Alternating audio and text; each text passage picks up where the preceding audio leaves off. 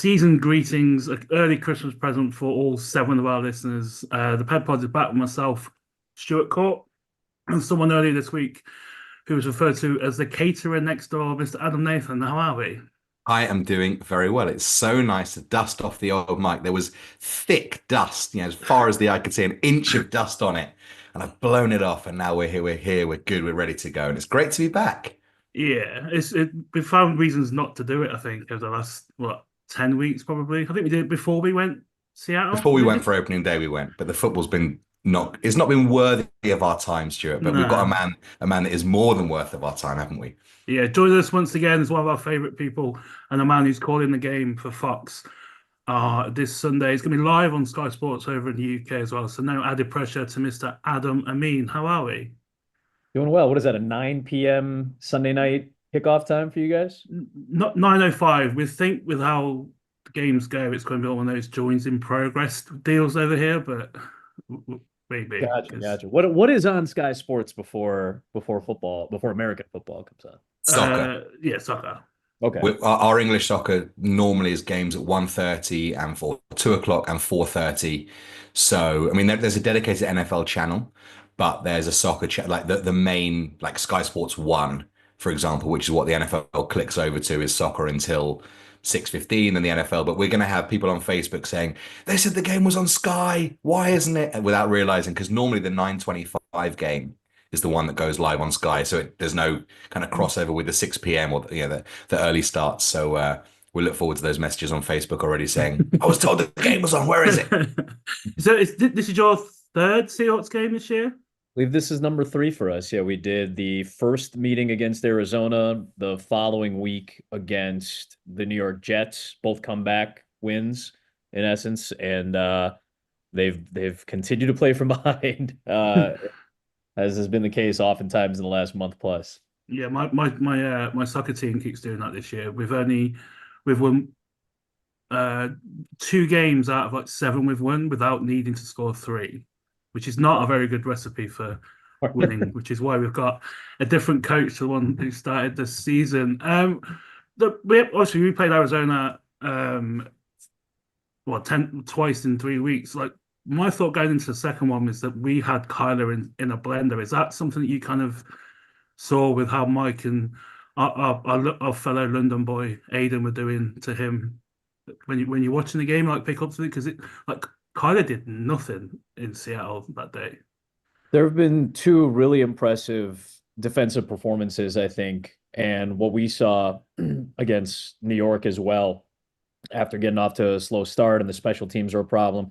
I think the last month and a half, we've seen very good defensive performances fairly consistently against what I would, qualify as pretty high quality quarterbacks across the board. Kyler was having a great season. Brock Purdy, I know, in San Francisco is not having the typical year that I think we've become accustomed to. I thought they did a pretty good job, frankly, against the Rams even before this stronger stretch of play. I thought, holding them to 20 and in regulation is pretty good, especially considering how well LA has, as you guys have seen, has played over the last month plus, to get kind of back into the mix and then eventually into first place. So the fact that they've played pretty well defensively shouldn't be overlooked. I think that's been part of the reason for their success. And I give Jordan Love a lot of credit. The Packers look very sharp. Romeo Dobbs had a big game out of the gate. But I think in general, what we've seen, Mike McDonald's scheme, I think is flexibility week to week, not necessarily giving teams something that is fairly predictable on the defensive end in terms of how to scheme. I think that's been a most significant, I think, about as significant of a part to this better stretch of play over the last 6 weeks as anything.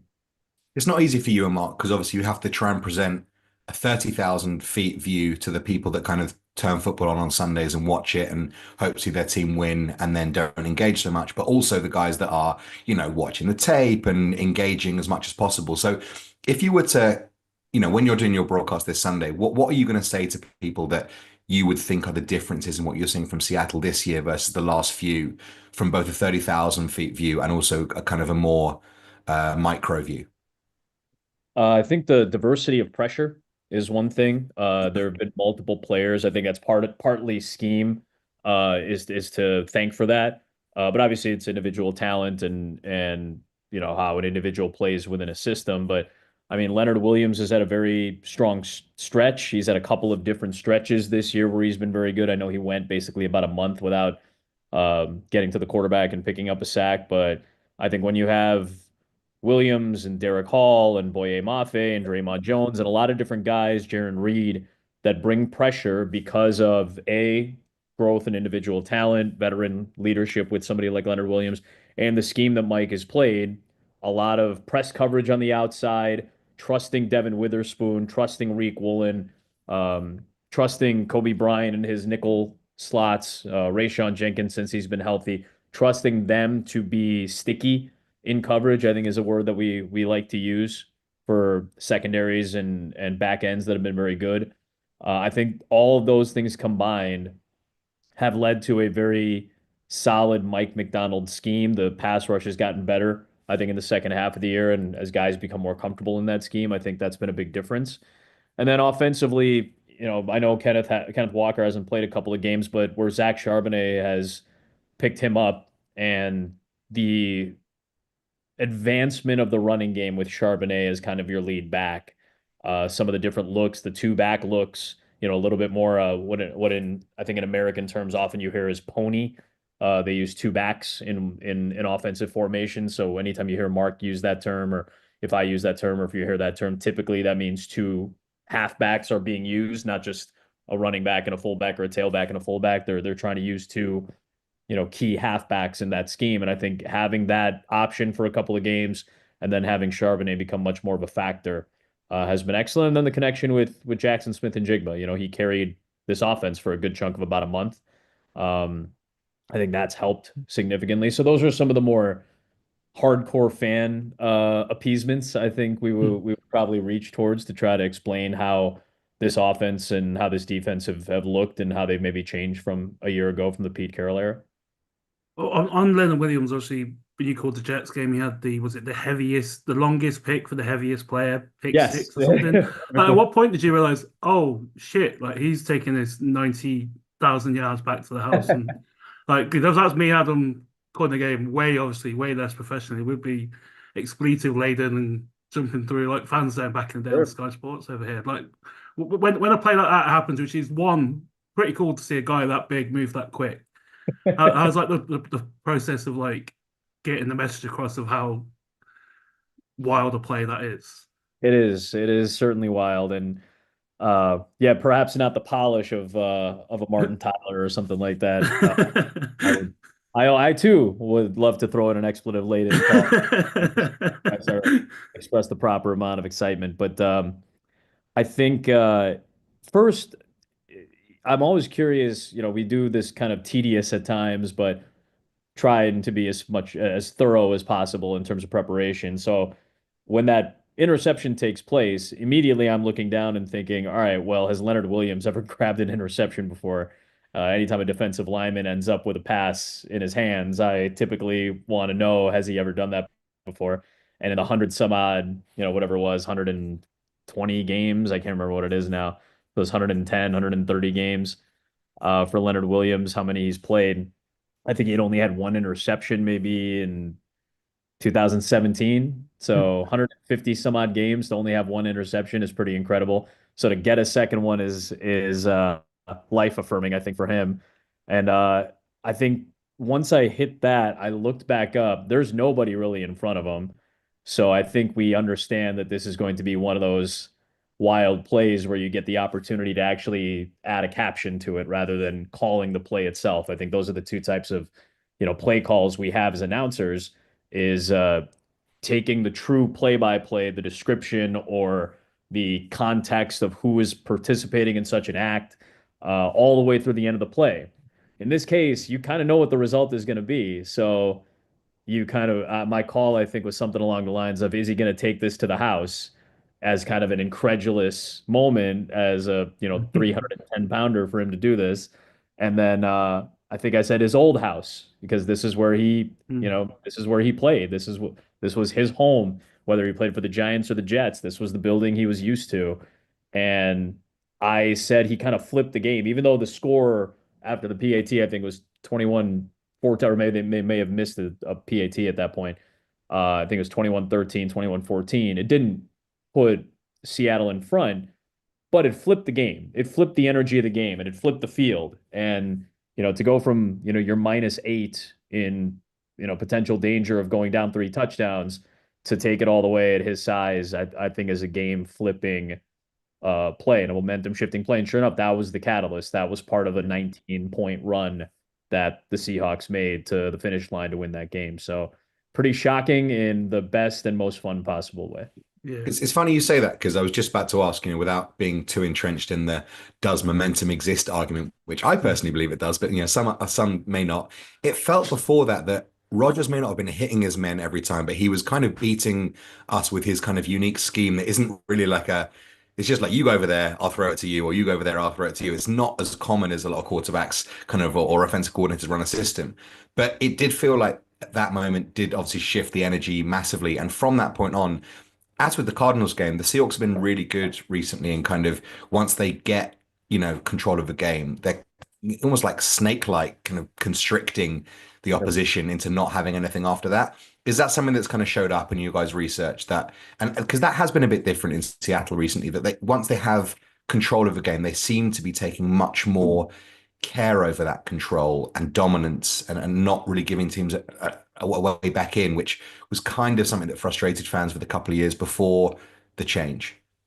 I think that's fair. I think in their best moments, that's what they look like. They look like a team that knows that they can control the tempo of the game and control the clock and be able to run the football effectively. And again, I was asking those questions going into the first Arizona game. Can they run the ball effectively enough to win games? And they were able to run the football. They were able to get third down conversions on the ground. I think we go back to the first Arizona game, and I think they churned out a longer drive to end that game. I can't remember if it was 6 or 7 minutes, something like that. Like it was a legitimately good drive, and Geno picked up a couple of third down conversions through the air. I think DK Metcalf had one. I think Smith and Jigba had one, and then Charbonnet actually, with Walker healthy, Charbonnet was used on a third down, and he picked up a first down to keep that drive going. So that basically salted the game away. Myers hit a late field goal, and that was pretty much it. So we saw it take place then. We saw them be able to control the clock late against the Jets. We saw it again in the second meeting against Arizona with some of the big runs, the closeout runs that Charbonnet was able to make. And then last week, and again, it's a small sample size of, maybe a month and a half that we're talking about at most, but they never really got control of the game. I think we sometimes forget that running the football effectively in the NFL is often a function of time and score. Because when you have the lead, when you're able to be a quick strike offense and then be able to shift to the running game a little bit and be able to start to employ tempo and influence the clock at a greater frequency, especially if you're in the fourth quarter. I think we forget sometimes that the best running teams want to be able to run the football in the fourth quarter, but they're passing to get to that point. That's another difference too, guys, I think, from years past. Years past, this was as play action heavy of a team and a run first type of operation for the most part under Pete Carroll. A couple of key moments in the postseason notwithstanding, it was still a run first operation and it was a play action based team, even going back to when Russell Wilson was starting to get a little bit more comfortable in his position there. So to not be as heavy of a play action team means you have to pass knowing that teams are expecting it. And for Geno Smith, for the most part this year, and especially in the latter half of the year, to be able to push the ball down the field, Metcalf and Smith and Jigba, and when Noah Fant's been healthy, and to get these guys from the backfield to be contributors as pass catchers as well, that leads you to be able to run the ball effectively late in games. And they never really got to that point by getting down early. And I think the one other element that we should probably acknowledge is the defense, because you don't get to have these options on the offensive end as a play caller if you're Ryan Grubb, if your defense isn't putting you into good positions or getting the ball back for you or getting you more possessions or longer possessions than the opposition. That allows you to play around with your playbook and be effective in the pass game and then transition to a running game. So a lot of this is what you'll hear termed as complementary football. I think when the complementary football has been good for Seattle, that seems to be the trend that pushes all those positive things on the offensive end in the right direction. This is the first time I spoke to you since you started, since you had Sanchez, Mark Sanchez as your co-com, your partner in the booth. I mean, he's just like a kid on a sugar rush for 4 hours on a broadcast, isn't he? He's like, he must be a lot of fun. Obviously, a different energy and a different voice to when you work with Mark, with Swerve before. But what's it been like working with Sanchez, who's so fresh out of the league? It's refreshing for me just personally as somebody who's, in their late 30s in this business. So in a lot of ways still deemed to be young, but getting to a point in my career where there's not a lot of people my age doing this job at a high level, on the analyst side, I should say. Greg Olson, who I work with for about a month, and is on the number two crew with Joe Davis, who does they both do a wonderful job. Those are two of the younger guys working at Fox, and Mark and I are basically the next two youngest guys. And we'd include Christina in that as well. A person who's around our age as well. It's refreshing to just have somebody around that same sensibility, age of sensibility, perhaps. I've always gotten along with, Mark Schlereth, and I think he's a kid at heart in a lot of ways. So maybe I didn't notice it or feel it as much. I work with Stacey King on Chicago Bulls broadcast. He is a very much kid at heart. So I've been very fortunate to work with people who have this young, fresh sensibility. But Mark and I are at very similar points in our lives.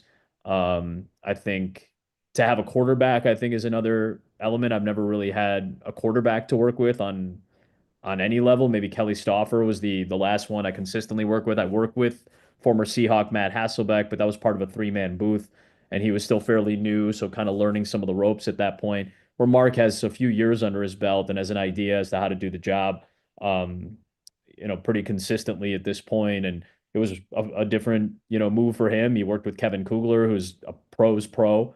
I'm a little bit younger than Kevin, but it's a great partnership for two guys who are, I think he's a month older than I am. We're really right there in terms of life experience and age, and I think that's allowed an easy transition from a guy I really enjoyed working with for a long time.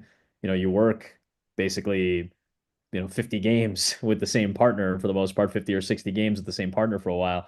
That's going to stick with you for quite some time. But it's been a great transition to move over to Mark and have this kind of breath of fresh air and this youthful energy, and the reference points are a lot of the same. So that's been very enjoyable. And I know Seahawk fans have come to become very familiar with him. Just he's called a lot of Seahawk games these last few years, and obviously the Pete Carroll connection no longer a factor, but he's still seeing and paying attention to what these guys are doing.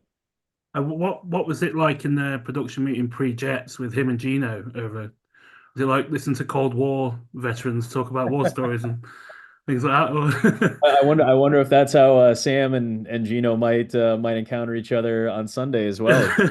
Yeah, Uh, yeah. those two did play. Actually, we called the game a couple of years ago. It was late 2022 when Carolina made the trip out to Seattle, and that's when Gino was in the midst of his Comeback Player of the Year award, and Sam was making starts for the Carolina Panthers, and Carolina came on the road as an underdog, a touchdown underdog, and upset Seattle in a late season game. So Sam has been there before. He knows what it's like, but we've had Sam Darnold. We had a Minnesota game a couple of weeks, maybe a month back at this point against Jacksonville. So we saw Sam, another USC quarterback as well, like Mark Sanchez, but a couple of former Jets, and now we've had Gino a couple times, and now all three will be in the same building. I don't know if it's some kind of if they all have rings that they need to touch at midfield. It's or like the but Spider-Man meme.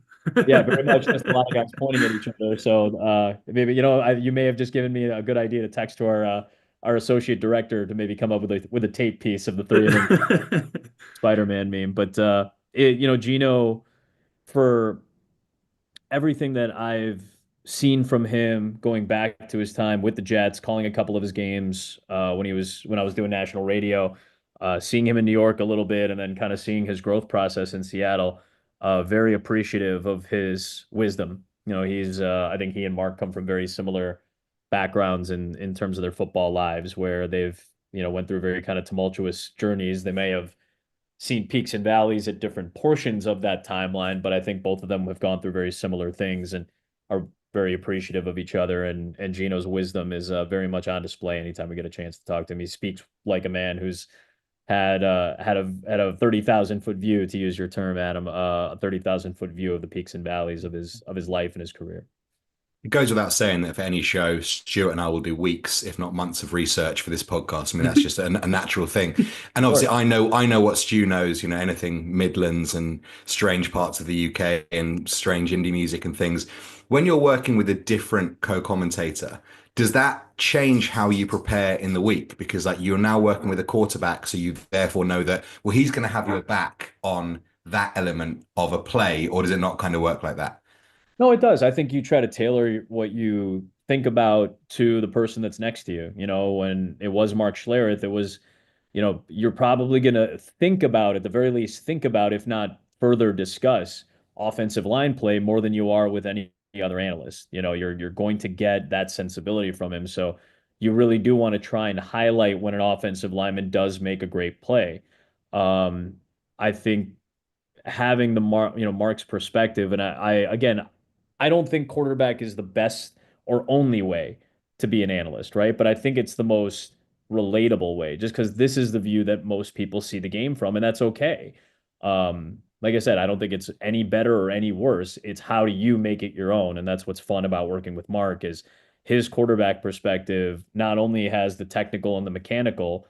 If Mark weren't doing this, I honestly believe he could be a coach. He's got such a depth, a great depth of knowledge about the position itself and playing it, I think, in a mechanical, micro level.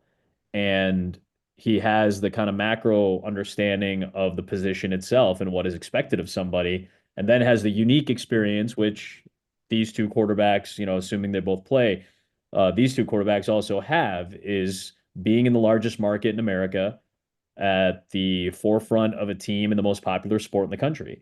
And the pressures that go along with that, the criticism that go along with it, whether they are fair or unfair, he has that unique understanding of that. So it's really a complete um, grasp, I think, from his position. So there's not a lot that I can't talk about without him understanding it. He's going to know, the direction I'm going in, and he's going to appreciate where I'm coming from or the questions I may have, and he'll have a very unique perspective on those things. But I also feel that if I can highlight the things that he likes talking about the most, which is, progressions and, if there's something involved in footwork, I think there's a lot of good stuff there that he brings a great understanding and a great relatability to. So it's your third game since. How's your prep different when you've covered this team so recently? Was it back-to-back weeks as well, wasn't it, with Arizona and It was, it Jets? was, it was, I think week 12 and It's hard 13. enough for us fans to have to watch back-to-back games, let alone like getting you poor bastard, you poor bastard. So, but like, how's your prep different? Like with the third game in 6 weeks, would have been obviously pre-Arizona, the first time seeing Mike McDonald Seahawks. It's certainly a little lighter, and just to be able to play catch up. When I have a team like, and I've had Minnesota twice as well. It's playing catch up over what you've missed in the last month, 2 weeks, whatever the case may be, and it's updating some of the things that we see with our own eyes.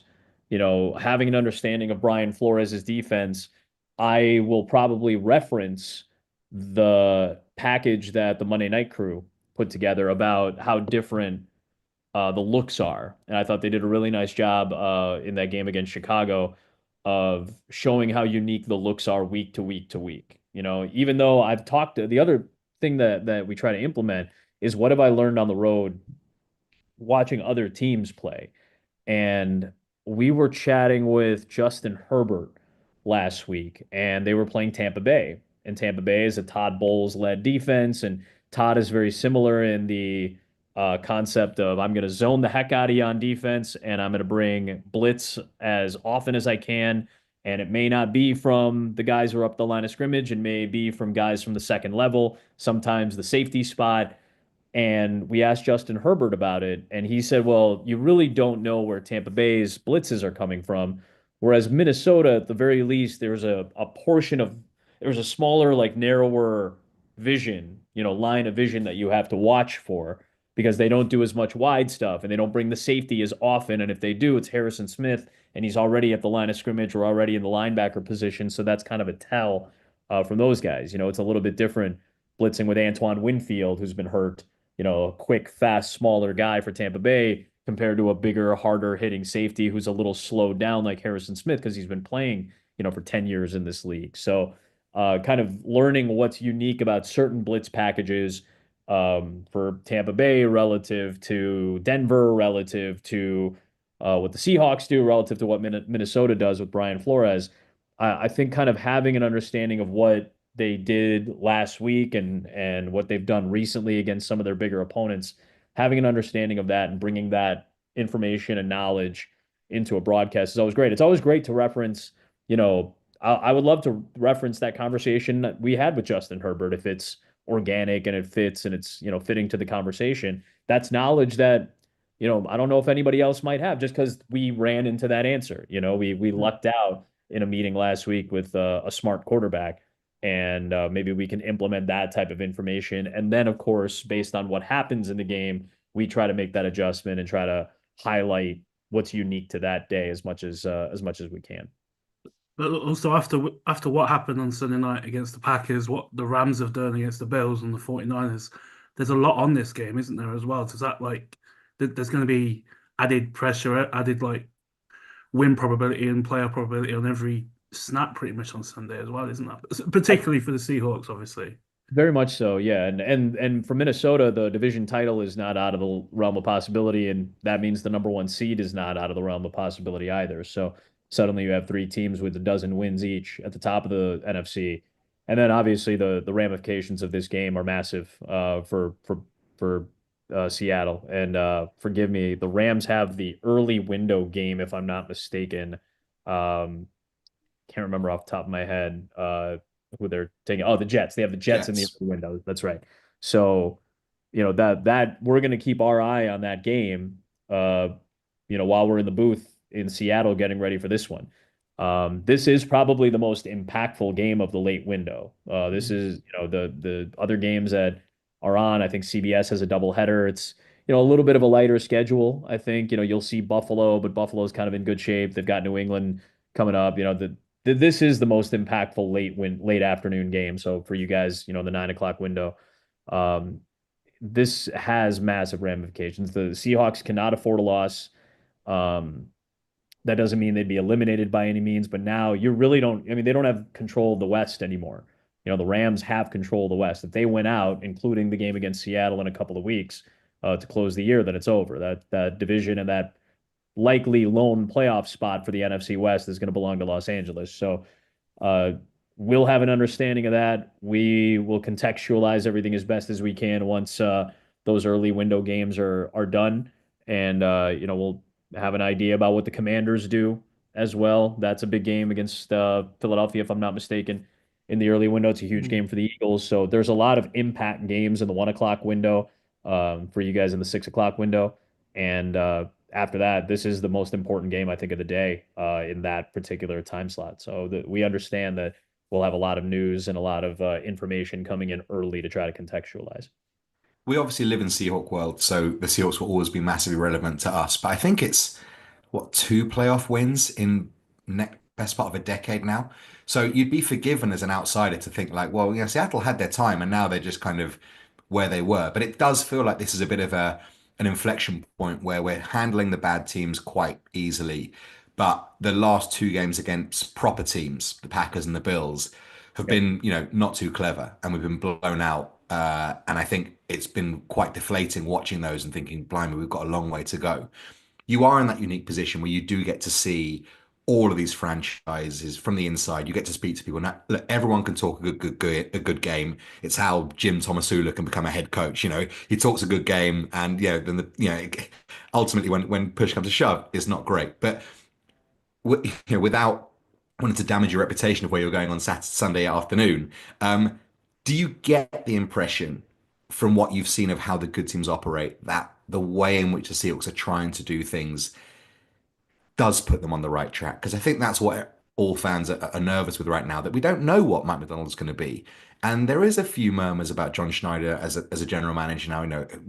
The last 5 years of acquisitions have not been great.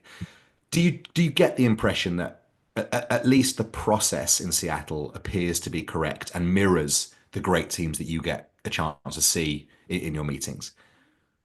I think when you have a general manager that is willing to make the move when he feels that the move needs to be made, uh, and when you draft correctly, which I think at least defensively, from what I've seen the last couple of years, I mean, these have been, for the most part, home run type draft picks on the defensive side.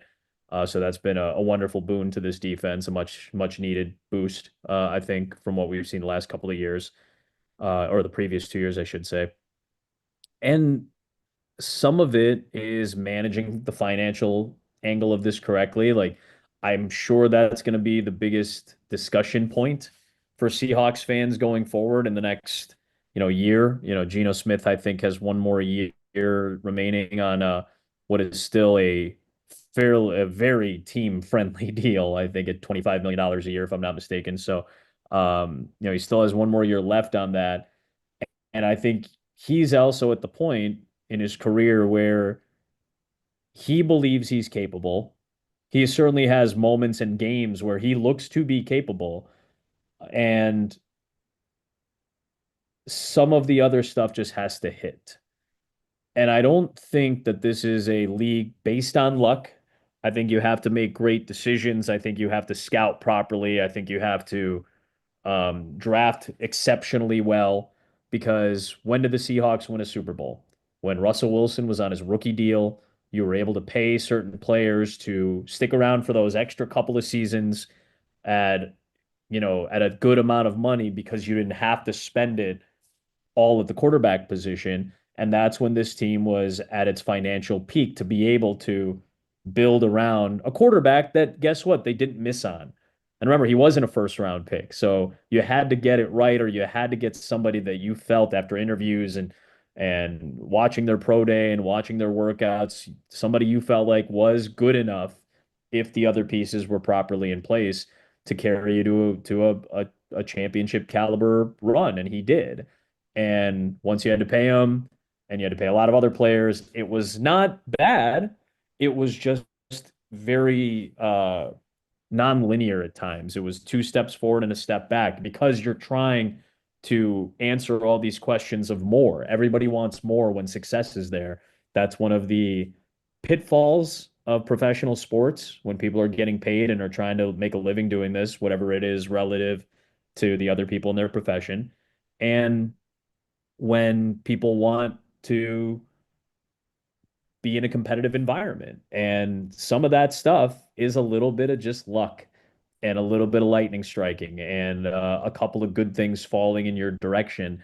And that's not to say that it's not a wonderful job that Brad Holmes has done in Detroit, right? It's not to say that the Bakula family and Brandon Beane haven't done wonderful things with the Buffalo Bills, but they landed a quarterback in the first round and they were able to spend money at other places and build up an offensive line. The Lions were able to find depth. The only reason that this team hasn't gone off the deep end is because they had enough depth for the first 14, 15 weeks to withstand all these injuries. Now the question becomes, can these excessive amount of injuries impact them to the point where they're maybe not the number one seed or they fall in the first round or whatever it may be with the expectations of a Super Bowl? My point being in this long and winding answer that a lot of things have to go your way. I do think that to have a general manager in an organization that's willing to make moves or to be aware of what they're doing financially is very important. And that inflection point is between now and the next 2 seasons to see what you want to do at the quarterback position in particular.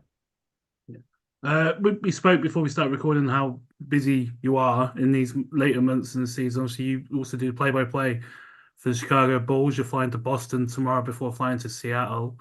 But also you've added a different feather to your bow, aren't you? Because you're about to be a star in a movie. No, certainly not a star. Certainly not a star. Uh, I was fortunate enough to play myself in 2 scenes of a major motion picture that is about a good friend of mine. Anthony Robles is an incredibly inspiring person and story and man, and won a national championship in collegiate wrestling after being born with one leg. Um, I mean, that in and of itself is incredible, but to do it in the fashion he did it, to overcome the family obstacles that were placed in front of him and the violent home life and the financial struggles that he and his incredible mom went through. His mother is an incredible story in and of herself. And to see it play out on the big screen is really fun. And Anthony and his team were kind enough to extend the offer to play a younger version of myself in a movie as kind of a token of our friendship more than anything else. And it was a truly fun and wonderful experience. It is a little feather to add to the cap, so to speak, and a notch in the belt, just something fun to be able to experience. And it's out in theaters now, and it's got a great cast and a wonderful director who's got a couple of editing Oscars on his mantle as well. So really, really good performances. I thought Jennifer Lopez was as good as she's ever been in a movie. Just a really great performance. Cannavale was great. Don Cheadle, Jarrell Jerome plays my friend Anthony, and I was really proud to see his story get put into that type of medium. It's produced by Ben Affleck and Matt Damon and their Artist Equity production company. So had some real heavy hitters behind it. And after 7 or 8 years in development hell, to the fact that any movie is able to get made is still a shock to me. Just to see even on the periphery how long it took to make this happen, to get the right script and the right actors and the director. And we got pushed back because of the actors strike that took place, the Screen Actors Guild strike. So we got pushed back to filming 6 months after we were originally scheduled. I had to skip a couple of basketball games and had to be convinced by my girlfriend to do this because otherwise I was going to regret it for the rest of my life. And I'm glad I was pushed by the right people and glad we got a chance to make it happen. There might be some sorry, that's true. There might be some luck in sort of teams getting to the Super Bowl, but there's absolutely no luck in what you've done. And you probably still consider yourself on the come. But when we spoke maybe 3 or 4 years ago for the first time, your career was in the fledgling stage from a national standpoint. And I was just going back through some old tweets just for research, and I saw the incredibly poignant story you put on your social media accounts about Independence Day and what your family had been through. And now you're reeling off names like Ben Affleck and Jennifer Lopez and Don Cheadle. Like, are you still in the kind of pinch yourself phase of what you've and what you have achieved? Like a friend of mine's who I said you were coming on the show, so I will just tell him he's the best commentator on Seahawks games all season so far, without a doubt. Like, and that, there's no luck involved there. Like, that's all your hard work. But does it get to a point where you're still thinking like, man, this is crazy?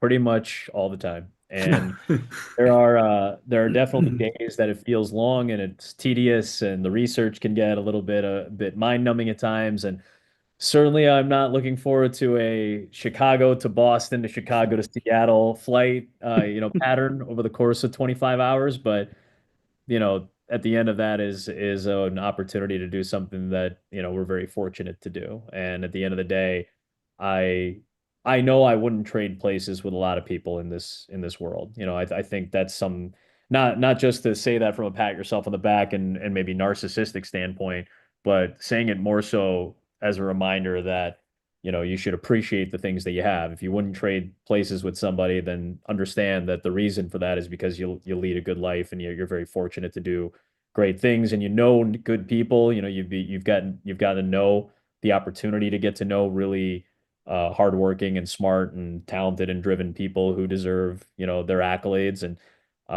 I think that's always been something that helps keep perspective. When you are tired and it is week 16 and you're kind of running on fumes. And listen, there are weeks that it's not as fun relatively, right? Like I'll for full disclosure, next week is a light week at Fox because Netflix has 2 games on Christmas Day. There's a Thursday game, of course. There's 3 Saturday games on the NFL Network. So suddenly the inventory at Fox is very, very light. So we have 2 good games at Fox, and those are going to go to the top 2 crews, rightfully so. A week like this, we got a great game. We got one of the best games of the week. Seattle and Minnesota is a phenomenal game and a great matchup for 2 teams that have a combined 20 wins between them at this point of the year. We're doing Las Vegas, New Orleans in a week. I think they have a combined 8 wins between them right now. And that's the life of a regional NFL broadcaster. And some weeks you get the best game, in your time slot, and some weeks you're, muscling for things to talk about and to try to keep the game entertaining. But that's the job. Like that's the worst thing that we have to say about the final 3 weeks of our year where, oh no, we have to go to New Orleans when, I'm looking at 40-degree weather and cloudy, in Chicago right now. Oh, you get to go to a warm climate for a couple of days and watch a football game and commentate on it and then go home. Like there's not really a whole lot of bad right now that goes with these things. So keeping that in mind and appreciating the things that you get to do. Like, my girlfriend and I went to the Chicago premiere at the Chicago Film Festival of this movie, and I got emotional looking at myself. And again, that sounds kind of narcissistic. I promise it's coming from a place of No, I that's not can't. narcissistic. Don't worry. I, You go I, on. I promise it comes from a place of I can't believe this is happening, and what would my late father think, and what's my mom gonna think if they ever watch this movie? She's sitting on her couch on Amazon Prime, and there's her son on a movie just like we used to watch when I was a kid, at our Indian Pakistani grocery store. Like those are the types of thoughts that kind of go through my head, and it's hard not to appreciate those moments when we get them. So. That's very, very cool. And hopefully Amazon Prime will be included in the UK version, which I'm sure it will be. I think it's pretty much all worldwide in there, I on think so, there. yeah. Two things on the movie though. Are you a SAG member now? Now you've got an acting credit here. I've been a SAG member, so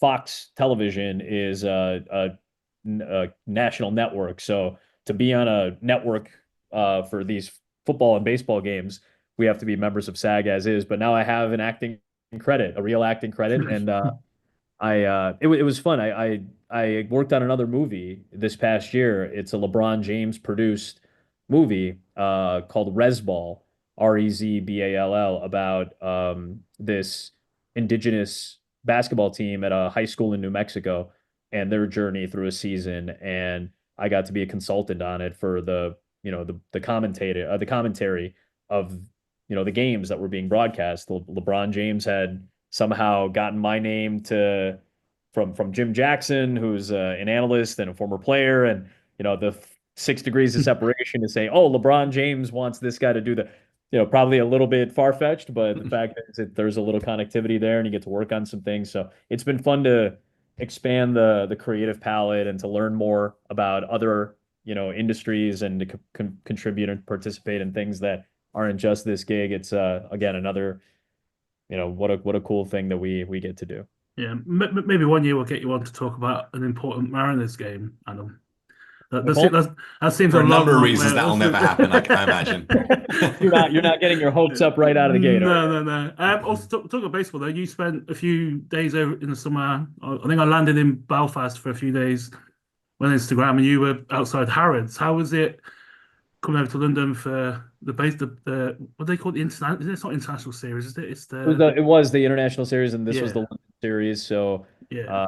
yeah, but Major League Baseball was back at it in at this time at West Ham. So really, I've never been there, so I have no idea what that place is like. I don't think Adam's a fan. It's a horrendous soccer stadium, but it's perfect for everything else. they did what they could to make it into a usable baseball stadium, and frankly, there are places in America that would take West Ham as a baseball stadium relative to what they have. So we certainly shouldn't judge from our side of the pond, but a wonderful experience. And I had never been, Stuart. I think you and I were messaging when I was out there, and just to experience it for the first time and to do it in this type of fashion, to get to do it, for work and get to experience something unique, for work, a baseball game in London, which has only happened a dozen times or so.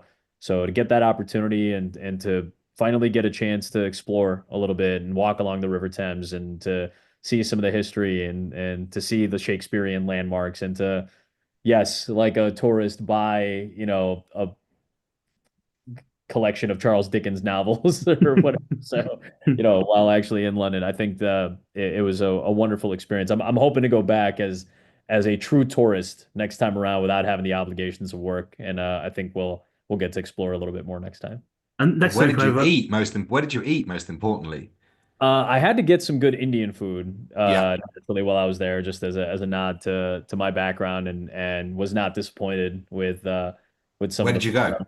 I have the names of the restaurants. I'll text them to you when I'll look through my phone because I have the spots that we went to. We went to surprisingly enough, a wonderful Italian place as a company. Shared a wonderful, Italian meal together. And then a friend of mine and I were both there. He's a Phillies fan. He and I went to college together, and he was out there for the game, so we got a chance to enjoy some Indian food together. But I'll make sure to send you guys what restaurants we visited. Well, next time I'm hosting, I'm 100% Oh, that'd be hosting next time. wonderful. That'd be I was wonderful. lucky enough to have Mina Kimes' brother and mum over for Oh, because that's we all support great. the same soccer team in September. So we went to a few places with them in September. So we had a good weekend there. So I have to return the favor to you when you get over here the next time. That would be lovely. I'd appreciate that very much. Talking of returning favors, Adam, current plans, finances, withstanding, see me in Chicago the start of end of June, start of July. So if you're around, I'll hit you up and Please.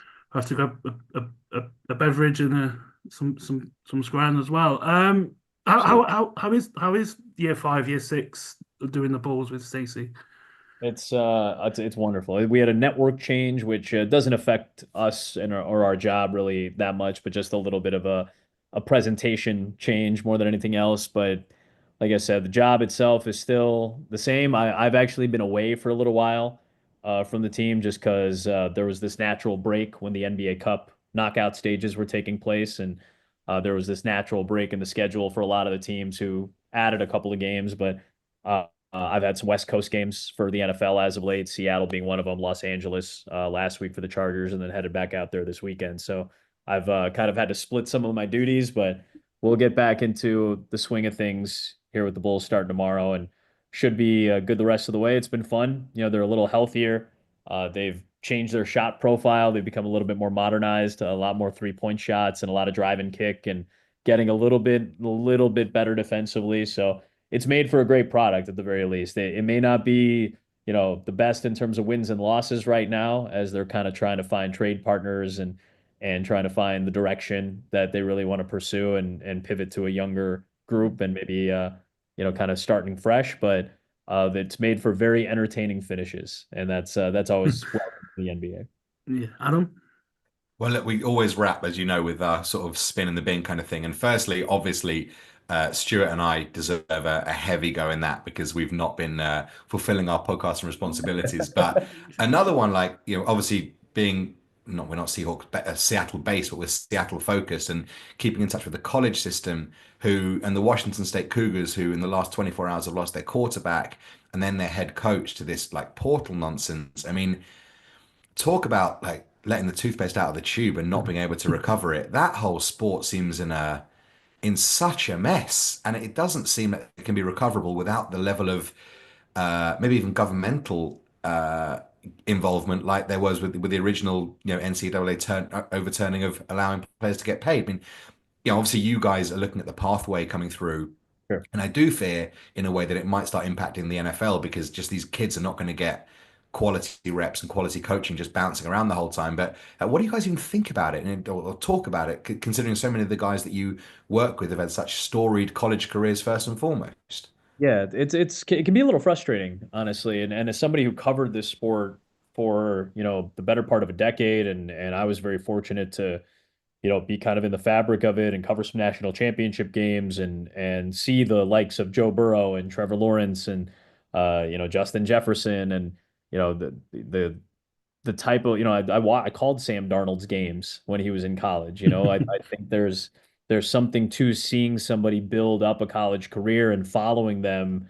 Um, I think this feels like free agency, and it is in a lot of ways. I think it has the same elements of free agency.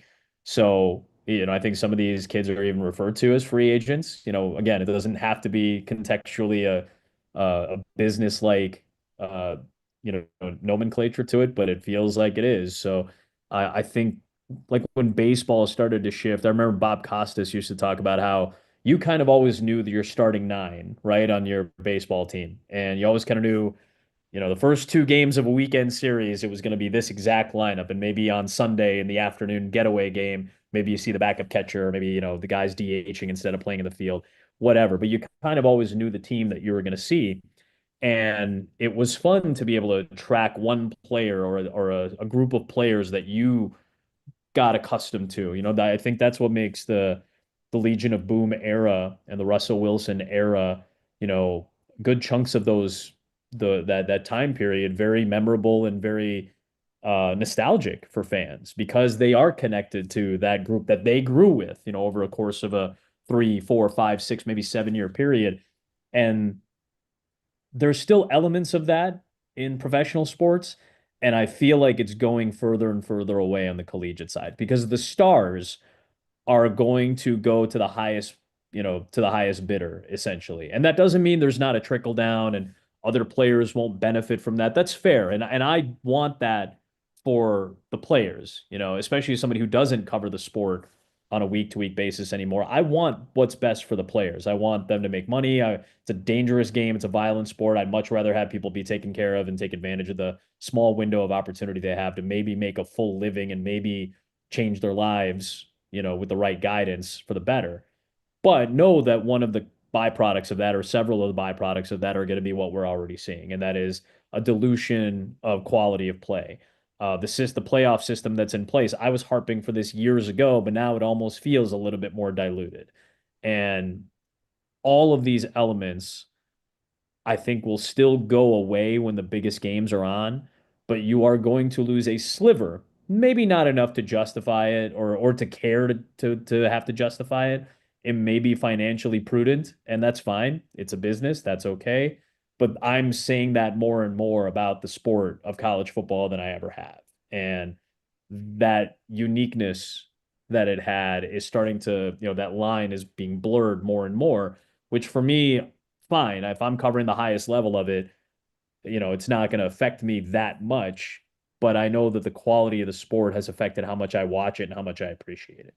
Also, you got things like the Big Ten logo on the field at Husky Stadium when for it's a Pac-12 stadium, but you got the Big Ten, you got things like that going on.